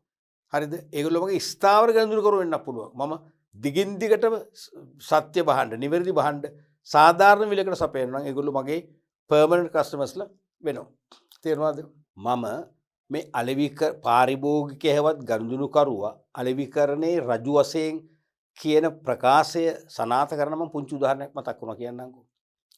දැන් එක්තරා ලංකාවේ පෞද්ගලික බැංකුවක් මේ කොළඹවට නගරයක අලුතෙන් ශාඛාවක් විවෘත කරනවා. ඒ බැංකුවේ ඉන්න ප්‍රාදේශීය කළමනාකරුවෙක් මගේ මිත්‍රයෙක්, මගේ බැච්මේට් කෙනෙක්. ඉතින් මමත් ඒ බැංකුවත් එක්ක ගනුදෙනු කරලා තියෙනවා. ගනුදෙනු කරනකොට බැංකුවට සල්ලි දීලා නැහැ. මම බැංකුවෙන් ණය අරගෙන තියෙනවා. මට සල්ලි නැහැ බැංකුවට දෙන්න. මම බැංකුවෙන් සල්ලි අරන් තියෙනවා. ඒතකොට මටත් එන්නකෝ ඒ ඕපනින් සෙරමනි එකට මමත් ගියා. ගිහලා අපි ඉතින් ඒකට සහභාගී වෙලා ගිණුමක් විවෘත කළා. මාත් රුපියල් 100ක් දැම්මා. 100ක්ම දැම්ම සල්ලි කියලා බලන්නේ නැතුව. දාලා අපි කිව්වා පොඩ්ඩක් එළියට ගිහිල්ලමු කියලා. එයාට එළියට යෑමේ අවශ්‍යතාවයක් තුනේ කළමනාකරුට. එයා කෑම පස්සම එළියට යනවා. එතකොට මේ මම අපි ඒ වැඩේ කරන් එනකොට එතන තියෙන පුංචි වඩේ විකුණන කඩයක්. ඒ ගමේ මිනිස්සු කියන්නේ මම හිතන්නේ වඩේ කඩේ කියලා වෙන්නේ නැති. තේරෙනවද? වඩේ පොඩි කට්ලට් එහෙම. මොකද ඒ ළඟ තියෙනවා වයින් ස්ටෝර්ස් එකක්. ඒ කියන්නේ රටබීම හලක්. මත්පැන් නෙවෙයි රටබීම හලක්. තේරෙනවද? ඒ රටබීම හල ළඟ සාමාන්‍යව විකිනෙනවනේ. ඉතින් අපි දකිනවා බුලත් අපේ කාගෙන යත් මන් දන්නේ බොනවද කියලා බොනෝ වගේ ඇස් දෙක ගිනි බෝල දෙකක් කරගෙන බුලත් විතර කාගෙන හඩු පෙරාගෙන ඉන්න මිනිස්සයා. හරිද? හැබැයි ඉතින් එයාට ආදායමක් නැතුව වෙන්න බෑ ඇතිනේ. එතකොට සරමයි ෂෙට් ඇඳින්නේ. කොහමරි එයත් ඇවිල්ලා ඕපන් කරන්න. ඕපනින් එකට ඇවිල්ලා. උදේ. ඉතින් අපට ව්‍යාපාරිකයින් පුංචිම කඩේ අඩි 3 විතර කෑල්ල ගියා ඉන්නේ. අර බේස් වල වඩේ තියාගෙන. පස්සේ එයත් ඇවිල්ලා. මම යන්නේ ඉස්සෙල්ලා ඇවිල්ලා එකට. පස්සේ අපි එයාගේ කඩේ ඉස්සරහින් තමයි යන්නේ. තේරෙනවද? අර පාකින් එකට. මේ යනකොට පස්සේ මොකක් හරි බෑගව තාම ගියේ නැද්ද කියලා. නෑ අපි දැන් යනවා. ඒ තව විනාඩි 5න් අපි යනවා. එහෙනම් අපි එන්නම්. සර්ට මොන හරි දුන්න මට කෝල් එකක් දෙන්න මගේ නම්බරේ තියෙනවනේ කියලා දැන් අපේ අර ඒරියා මැනේජර් කියනවා රීජනල් මැනේජර් කියනවා රැයට. මම තක්කු මුක්කු වුණා. දැන් මේ වඩේ අපේ විවාහය වෙන්නේ වඩේ කාර්යය. වඩේ වෙලෙන්දා. සරමයි ෂෙට් එකද ඒ වෙලාවත් බුලත් අපේ කාගෙන ඉන්නවා. සරමයි ෂෙට් ඇඳගෙන තේරෙනවද? අර ටයි කෝඩ් දාගත් අපේ මොකද්ද රීජනල් මැනේජර් කියනවා සර් එහෙනම් මං ගිහිල්ලා එන්නම්. සර්ට මොන හරි අවශ්‍යතාවයක් වුණොත් මට කෝල් කරන්න මගේ දැන් නම්බරේ තියෙනවනේ සර් ළඟ. සර් ඇයි මේ සර් කියන්නේ? සර් ශ්‍රීමත් ඇයි මේ රජු ඔන්න උදාහරණේ තේරෙනවද? අලෙවිකරණේ රජු වෙන්නේ නිතරම කවුද? පාරිභෝගිකයා නැත්නම් ගනුදෙනුකරුවා. මාස් පස්සේ මං කිව්වා මං ඉතින් අපේ භාෂාවෙන් කෝ ඉතින් උඹලා දැන් අරගොල්ලන්ට සර් කියනවා උඹලා ටයි කොට්ටෙන් දෙන්න කියලා නිකන් ජෝක් එකක් දැම්මා. ඒ පාර කියනවා මගේ නම කියලා මචං දන්නවද කීයක් දැම්මද කියලා. දැන් මම ඇත්තටම දැන් බොහොම සුළු ගානක account එකේ මිලියන 4ක් දැම්මලු. මිලියන 4ක් ලක්ෂ 40ක්. වඩේ මුදලාලි අලුත් account එකක් ඕපන් කරලා ලක්ෂ 40 සල්ලි වලින් දානවා. සර් නෙවෙයිද එතකොට? සර් නෙවෙයිද? නේ? ඒක ලක්ෂ 40ත් අයින් කරන්නකෝ.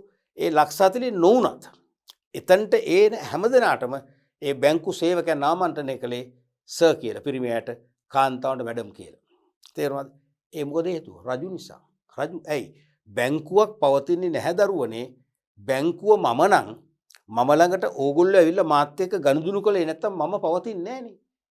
බැංකුවක් කියන්නේ ඔබේ සල්ලි වලින් සල්ලි හම්බ කරන ව්‍යාපාරය. සංවිධානය. එහෙම නෙවෙන්නේ. තන්පත්කරු තමන්ගේ ගිණුම් ඕපන් කරලා සල්ලි දානවා අතිරික්ත මුදල්. ඒ සල්ලි අරගෙන ණය දීලා ආදායමක් ලබනවා. හරිද? බැංකුව කියන්නේ අතරමැදි කාර්යයනේ කරන්නේ. එවනම් බැංකුවට ගනුදෙනු කරුවෝ නැත්තම් බැංකුව බංකොලොත් වල යනවා. බැංකුව විතරක් නෑ හැම එකක්ම මෙහෙමයි. ටියුෂන් පන්තියක් මොකද වෙන්නේ? ළමයි කියන්නේ ගනුදෙනු කරුවෝ.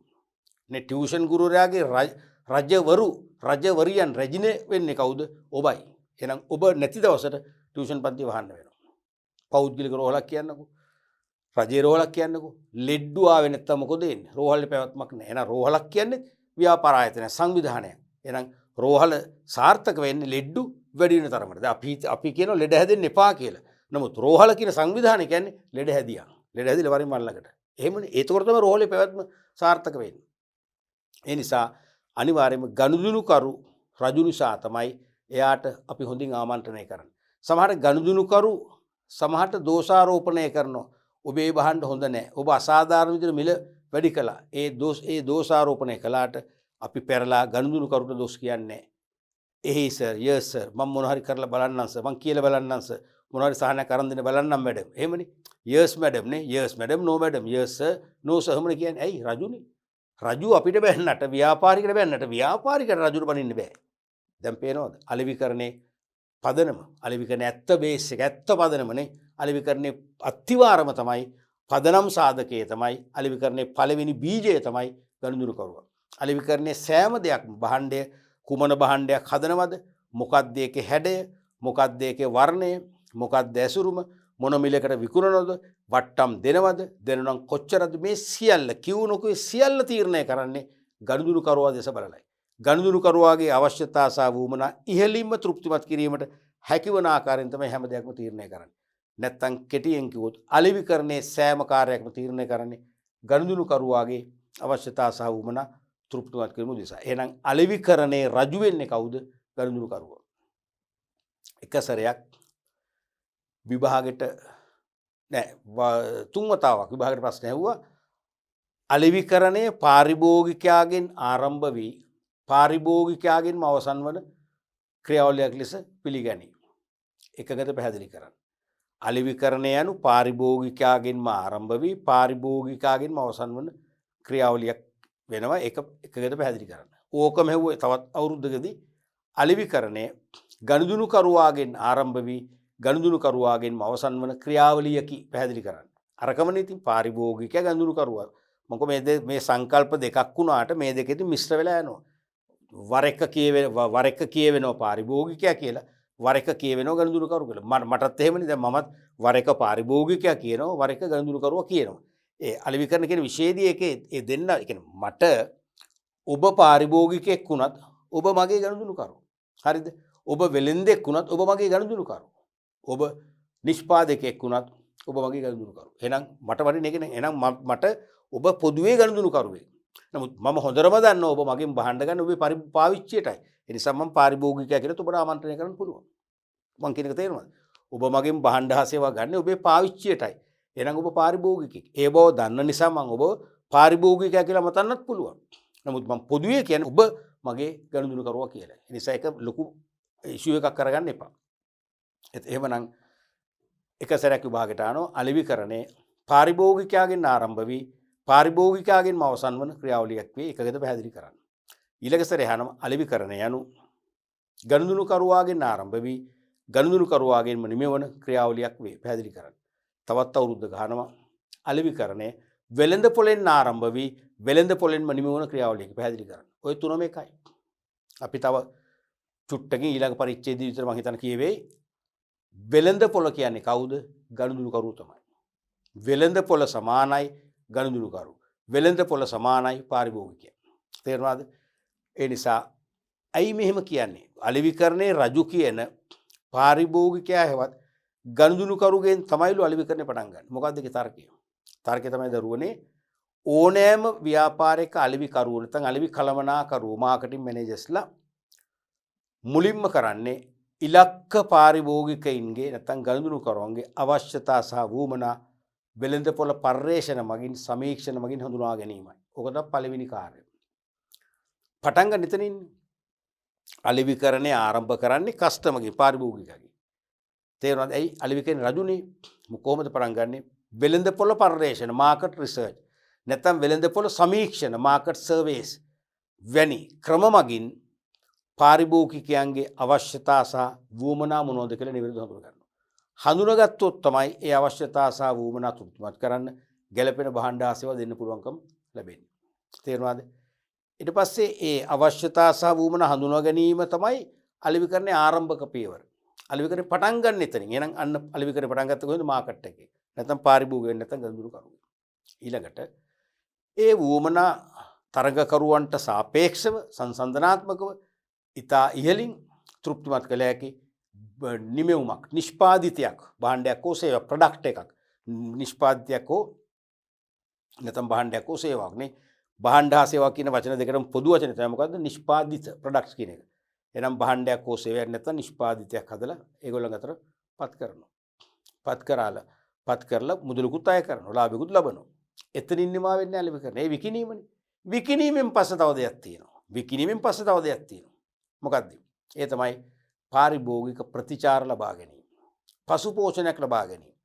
අන්න එක්ක ප්‍රශ්නාවලියක් මගින් නැත්නම් අතරමැදි වෙළඳුන් මගින් සිල්ලර් වෙළඳුන් මගින් නැත්නම් අපිම කෙලින්ම 1 to 1 මූණට මූණ කෙටි සාකච්ඡාවක් කළා නැත්නම් over the phone telephone conversation එකක් මගින් නැත්නම් දුරකථන සාකච්ඡාවක් මගින් අහන ඔබ තෘප්තිමත්ද? ඔබ මේ භාණ්ඩයට 100%ක්ම එකඟද?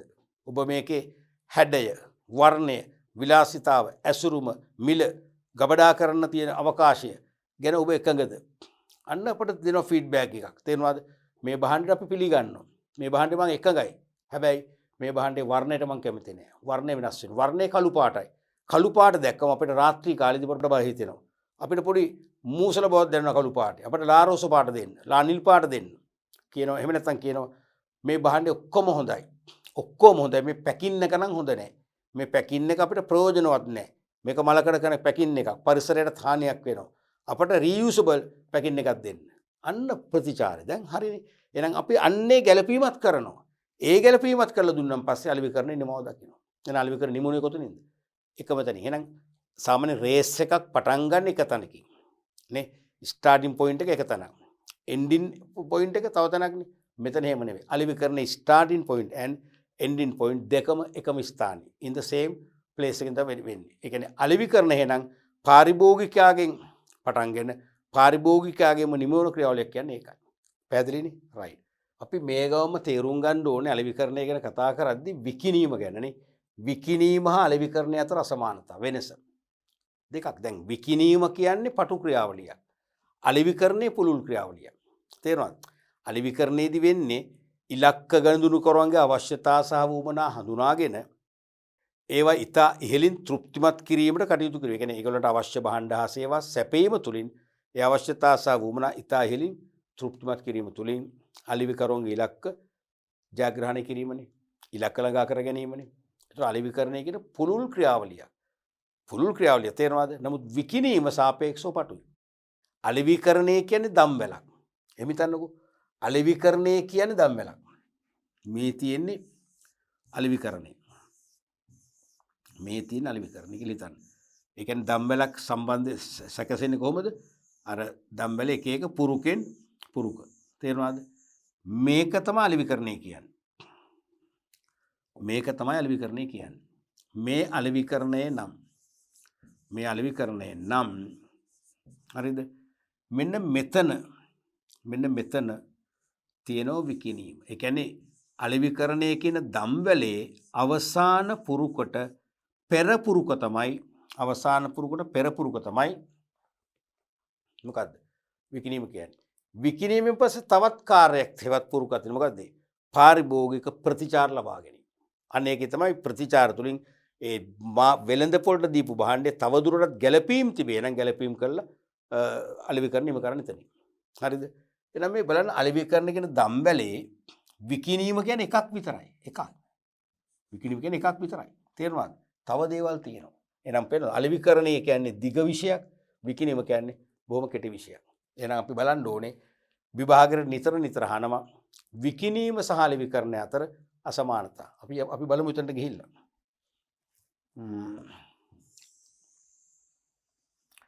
අපි මේක මේ වගේ සටහන් කරගත්තොත් මෙතන විකිණීම. මේ පැත්තේ විකිණීම කියලා ලියුවා. මේ පැත්තේ අලෙවිකරණය කියලා ලියුවා.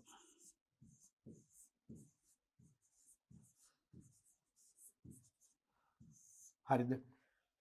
අපි ඊට පස්සේ බලමු. දැන් තනි ප්‍රශ්නයක් වශයෙන් හෙවොත් රෝමිලක්කම් ප්‍රශ්නයක් වශයෙන් හෙවොත් වෙනස්කම් හතරක් ලියන්න ඕනේ. අයනු හෝ ආ කියලා රෝමිලක්කම් කොටසක් හෙවොත් අනිවාර්යයෙන්ම දෙකක් ලියන්න ඕන, ලකුණු දෙකක් ලැබෙනවා. නැත්නම් හතරක් ලැබෙනවා. පළවෙනි එක තමයි දැන් විකිණීම කියන්නේ සාපේක්ෂව පටු ක්‍රියාවලියක්. ඇයි? භාණ්ඩයක හෝ සේවයක අයිතිය කිසියම් ප්‍රතිස්ථාවකට අනුසතු කිරීමක් තමයි විකිණීමෙන් කරන්නේ. භාණ්ඩයක හෝ සේවයක අයිතිය කිසියම් ප්‍රතිස්ථාවකට වෙනත් එකකට පවරවා දී. එච්චරයි විකිණීම කියන්නේ. අලෙවිකරණය කියන්නේ ඉන් ඔබට දිව යන විෂයක්. මේකේ වෙනස්කම් ලියද්දී අපිට මුලින්ම ලියන්න පුළුවන් උත්තරය ඒකනේ. දැන් මම ඉස්සෙල්ලා පෙන්නන්නේ මේ තියෙන විකිණීම කියන දම්වැලේ අලෙවිකරණය කියන දම්වැලේ අවසන් පුරුකට පෙර පුරුක තමයි විකිණීම. එච්චරයිනේ. ඒක පටුයි. නමුත් එවැනි පුරු කීපයක් එකතු වෙලා තියෙන අලෙවිකරණය. ඒක පුළුල්. එහෙනම් පළවෙනි එක තමයි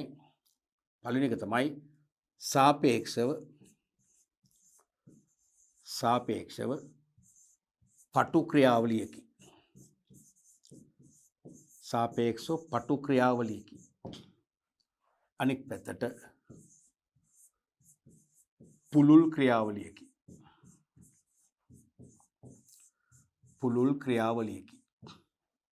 දෙවැනි එක තමයි විකිණීමේ අරමුණ මොකක්ද? අරමුණ මොකක්ද? අරමුණ ලාභය. පුළුවන් තරම් දැන් විකිණීමේදී බලන්නේ පුළුවන් තරම් විකුණුම් වැඩි කරගන්නනේ. විකුණුම් වැඩි කර ගැනීම ඊළඟ අන්තය මොකද්ද? ලාභය. නමුත් අලෙවිකරණයේ අරමුණ ලාභය කියලා කියන්නේ කවදාකවත්. ලාභ ලැබෙනවා. ඒක ඔටෝමැටිකලි ලැබෙන දෙයක්. ලාභ ලබන්න උත්සාහ ගන්නෑ. වෙහෙසෙන්නේ නැහැ. වෙහෙසෙන්නේ මොකටද? ගනුදෙනු කරුවා තෘප්තිමත් කරන්න. වෙහෙසෙන්නේ මහන්සි වෙන්නේ ගනුදෙනු කරුවගේ වුවමනා ඉහළින්ම තෘප්තිමත් කරන්න. එහෙම තෘප්තිමත් කරාම ඒ ගනුදෙනු කරුවා දිගින් දිගටම අපේ ස්ථිරසාර ගනුදෙනු කරුවෙක් වෙනවා. ඔහු අපෙන් භාණ්ඩ ආසේවා ගනුදෙනු කරනවා, මිලදී ගන්නවා. ගන්නකොට ස්වයංක්‍රීයව අපට ලාභයක් ලැබෙනවා. අපේ චේතනාව තිබුණ ලාභය නෙවෙයි. අරයව තෘප්තිමත් කිරීම පමණයි. ඔබට අත්දැකීම් මෙතන සමහර අපි ওই භෝජනාගාරට කන්න යනවා. ගියාම සමහරට ප්‍රසල්ලි මදි වෙනවා. ප්‍රශ්න නැස තියෙන ගාන දෙන්න නැතත් කමන්නේ. අපිට ඕනේ සර්ලා අපි ළඟට එන්නේ විශ්වාසයෙන් හොඳ කෑම වේලක් ගන්න. කෑම වේල රස නම් ගුණයක් දැනෙනවා මට ඒති සර්. මම මේ සල්ලි බලාගෙනම කරන දෙයක් නෙවෙයි. අද එහෙම කියන අය ඉන්නව, කරන අය ඉන්නවනේ. නේ. ඉතින් එහෙම වුණාම අපිට ඊළඟ සැරේත් අපි මේ ප්‍රදේශයට යනවා නම් කෑම කන්න ඒ කඩේ තෝරගන්නේ නැද්ද? තෝරගන්නවා. එහෙනම් ලාභයක් එන්නේ නැද්ද? එනවා. ඒ නිසා මේකේ අරමුණ ලාභය, මේකේ ලාභය නෙවෙයි ගනුදෙනු කරුගේ තෘප්තිය. දෙවෙනි එක මූලික අරමුණ. මූලික අරමුණ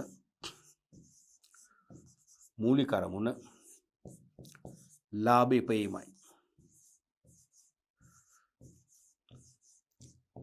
මූලික අරමුණ ලාභ ඉපීමයි. දෙවෙනි එක මූලික අරමුණ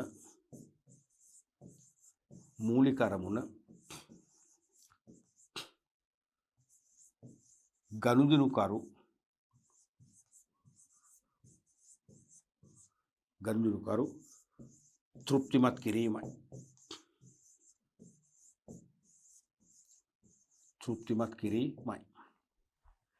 තුන්වෙනි එක තමයි මේ විකිණීම තුල, විකිණීම කියන සංකල්පයේ තුල අලෙවිකරණේ නැහැ කියලා පේනවා. මේ මෙන්න මේ උදාහරණය. මේ චේන් එක ඇන්දේ බං. අලෙවිකරණය කියන්නේ දම්බෙලක් නම් චේන් එකක් නම් අවසාන පුරුකට පෙර පුරුක තමයි විකිණීම. ඒතර විකිණීම තුල අලෙවිකරණය සම්පූර්ණයෙන්ම නැහැනේ. නමුත් අලෙවිකරණය කියන දම්බෙල ඇතුලේ විකිණීම තියෙනවා. පැහැදිලිද? එහෙනම් තුන්වෙනි එක ලියන්න පුළුවන්. මේ තුල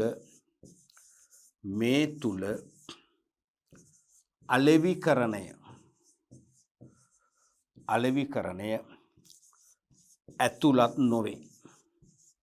විකිණීම නෑ. විකිණීම සරල දෙයක්. ඇතුළත් නොවේ. මෙතන දානවා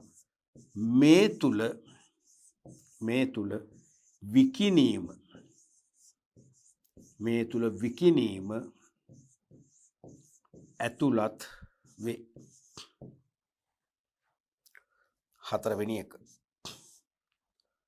හතරවෙනි එක දැන්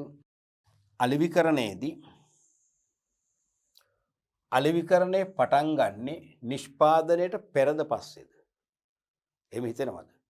භාණ්ඩ හා සේවා නිපදවන්න පෙරද පස්සේද? එහෙම අමාරු නම් අපි මෙහෙම හිතමු. විකිණීම ආරම්භ වෙන්නේ නිෂ්පාදනයට පෙරද පස්සේද? අනිවාර්යෙන් පසුවනේ. ඇයි? නිපදෙව්වේ නැත්තම් විකුණන්නේ මොනවද? ගල්ද පොල්ද මොනවද? නිෂ්පාදනයක් කළොත්නේ විකුණන්නේ. එහෙනම් විකිණීම නිසකවම ආරම්භ වෙන්නේ නිෂ්පාදනයෙන් පස්සේ. එනමුදු අලෙවිකරණය ආරම්භ වෙන්නේ නිෂ්පාදනයට පෙර සිටමයි. ඇයි හේතුව? ඉලක්ක ගනුදෙනුකරුවන්ගේ අවශ්‍යතා සහ වුවමනා මොනවද කියලා හඳුනා ගැනීමේ සමීක්ෂණ සහ පර්යේෂණ තමයි අලෙවිකරණයේ ප්‍රථම කාර්යභාරය වෙන්නේ. අලෙවිකරණයේ පාරිභෝගිකයාගෙන් ආරම්භ වන ශ්‍රීතයක් කියලා කිව්වොත් ඒකනේ. එහෙනම් අලෙවිකරණය පටන් ගන්න එතනින්. ඊට පස්සේ තමයි නිපදවන්නේ. එහෙනම් අලෙවිකරණයේ පැහැදිලිවම නිෂ්පාදනයට පෙර ආරම්භ වෙනවා. නමුත් විකිණීම නිපදවීමට පස්සේ ක්‍රියාත්මක වෙන්නේ. එහෙනම් හතරවෙනි එක වශයෙන් ලියන්න පුළුවන්. නිපදවීමට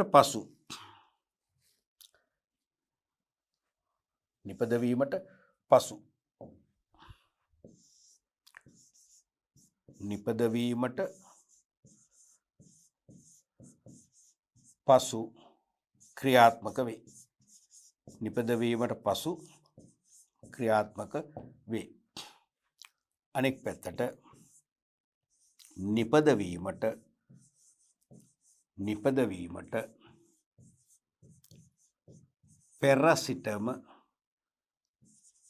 පෙර සිටම ක්‍රියාත්මක වේ. නිපදවීමට පෙර සිටම ක්‍රියාත්මක වේ. පැහැදිලිනේ? ඊළඟට දැන් විකිණීම කියන එක ක්‍රියාත්මක වෙන එක අංශයකින්. විකුණුම් අංශයෙන් සේල්ස් ඩිපාර්ට්මන්ට් එකේ. නමුත් අලෙවිකරණය කියන එක ක්‍රියාත්මක වෙන්නේ මොකෙන්ද? සියලුම අංශ වලින්. අලෙවිකරණයට සියලුම අංශ දායක වෙනවා. ගැනුම් අංශය, විකුණුම් අංශය, පර්යේෂණ අංශය, මූල්‍ය අංශය, පිරිවැය අංශය, නිෂ්පාදන අංශය, කම්මල් අංශය සියලුම අංශවල දායකත්වයෙන් සමෝදානිත වෙලා තමයි අලෙවිකරණය කියන එක ක්‍රියාත්මක වෙන්නේ. නමුත් විකිණීම ක්‍රියාත්මක වෙන්නේ විකුණුම් අංශයෙන් පමණයි. එහෙනම් ඊළඟ කොටස අපිට ලියන්න පුළුවන්.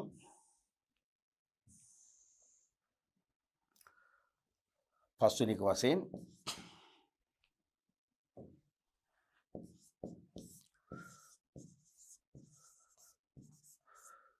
විකුණුම් අංශයෙන් ක්‍රියාත්මක වේ. විකුණුම් අංශයෙන් ක්‍රියාත්මක වේ. අනික් පැත්තට ලියන්න පුළුවන්. සියලුම අංශවල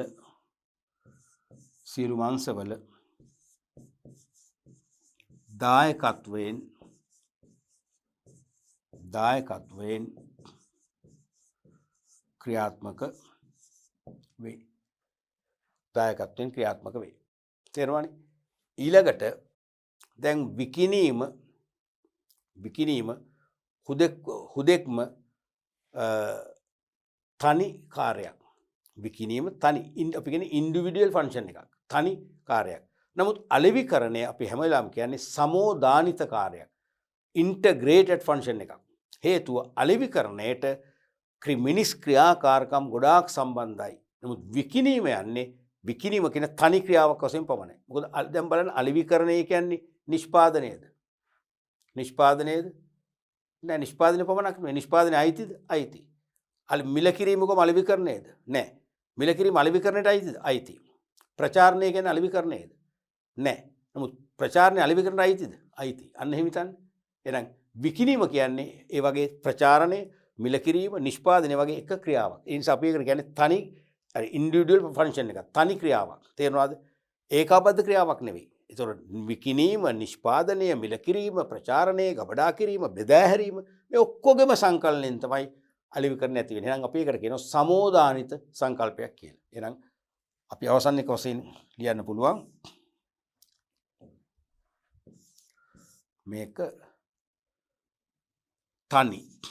එහෙම නැත්නම් ඒකපාර්ශවීය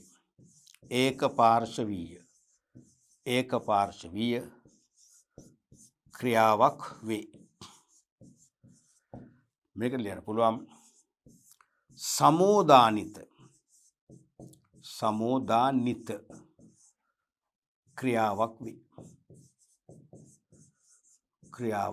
නැත්නම් ඒකාබද්ධ ක්‍රියාවක් කියන එකමයි මේ කියන්නේ. ඒකාබද්ධ ක්‍රියාවක් වේ.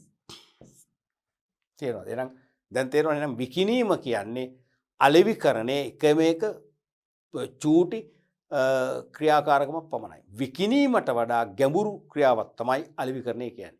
කොටිම පාරිභෝගික අවශ්‍යතා සහ වුමනා තෘප්තිමත් කිරීම උදෙසා ක්‍රියාවට නංවන සියලුම ක්‍රියාකාරකම් වල එකතු අලෙවිකරණයට අයත් වෙනවා. පැහැදිලිනේ? හොඳයි. අද අපි මේ පාඩම් පරිච්ඡේදයෙන් අලෙවිකරණය කියන්නේ මොකක්ද කියලා හොඳ අදහසක් වලින් දුන්නා. අලෙවිකරණය කියන විෂයට තියෙන වටිනාකම ගැන මම මතක් කිරීමක් කරා. අලෙවිකරණය කියන විෂය අපේ විභාගයට අමතරව ජීවිතවලට බද්ධ වූ විෂයක් කියලා කිව්වා. විශේෂයෙන්ම උසස් අධ්‍යාපනයේට පදනමක් කියලා කිව්වා මේ උසස් පෙළ විභාගෙදී අපි කතා කරන මේ අලෙවිකරණය කියන විෂයපතේ. ඒත් එක්කම අලෙවිකරණය කියන්නේ ලාභ ඉපයීම ඉලක්ක කරගත්ම විෂයක් නෙවෙයි කියලා කිව්වා. ලාභය කොහෙත්ම ඉලක්කයක් නෙවෙයි. ගනුදෙනුකරුවන්ගේ අවශ්‍යතා සහ වුමනා තෘප්තිමත් කිරීම තමයි ඒකායන අරමුණ වෙන්නේ. ඒකායන අරමුණ සඵල වෙද්දී ස්වයංක්‍රීයව ලාභ ලැබෙනවා. මිසක් ලාභය පස්සේ හඹාගෙන යන විෂයක් නෙමෙයි කියලා කිව්වා. අනික අලෙවිකරණේ පදනම අපි කිව්වා කවුද? ගනුදෙනු කරු නැත්නම් පාරිභෝගිකයා.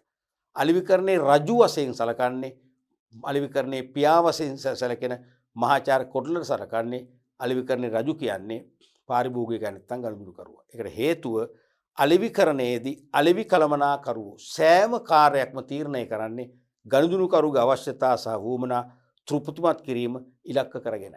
තේරෙනවද? අලෙවි කරුගේ අලෙවි කළමනාකරුගේ එකම ප්‍රාර්ථන එකම සිහිනය සිය ගනුදෙනුකරුවා තමන් ළඟට සේවා ලබා ගැනීමට ගනුදෙනුකරුවාට උපරිම සේවයක් කරලා උපරිම වින්දනයක් උපරිම තෘප්තියක් ලබා දීම තමයි අලෙවිකරුවන්ගේ ප්‍රධානම ඉලක්කය වෙන්නේ. ඒ නිසා අලෙවිකරණය කියන්නේ බොහොම දිගු පුළුල් ක්‍රියාවලියක්. අලෙවිකරණේ එකම එක ක්‍රියාවක් අලෙවිකරණේ තුල ක්‍රියාත්මක වන එකම එක ක්‍රියාවක් පටු ක්‍රියාවක් තමයි විකිණීම කියන්නේ. නම් විකිණීමට වඩා ඔබට ගිය ක්‍රියාවලියක් අපි කියලා කිව්වා අලෙවිකරණය කියන එක. සහ අපි විකිණීම සහ අලෙවිකරණේ වෙනස්කම් කතා කරා. නිෂ්පාදනයෙන් පසු ක්‍රියාත්මක වන එක ක්‍රියාදාමයක් විතරයි විකිණීම කියන්නේ. අලෙවිකරණේ නිෂ්පාදනයට පෙරත් පසු දෙකේදීම ක්‍රියාත්මක වන පුළුල් විෂයක් කියලා අපි කිව්වා. අපි තවදුරටත් අලෙවිකරණේ විශේෂ මූලික සංකල්ප හර සංකල්ප ඔස්සේ අලෙවිකරණේ විෂයපතය අපි ඉදිරියට අරන් යන බලාපොරොත්තු වෙනවා ඊළඟ පාඩම් පරිච්ඡේදවලදී.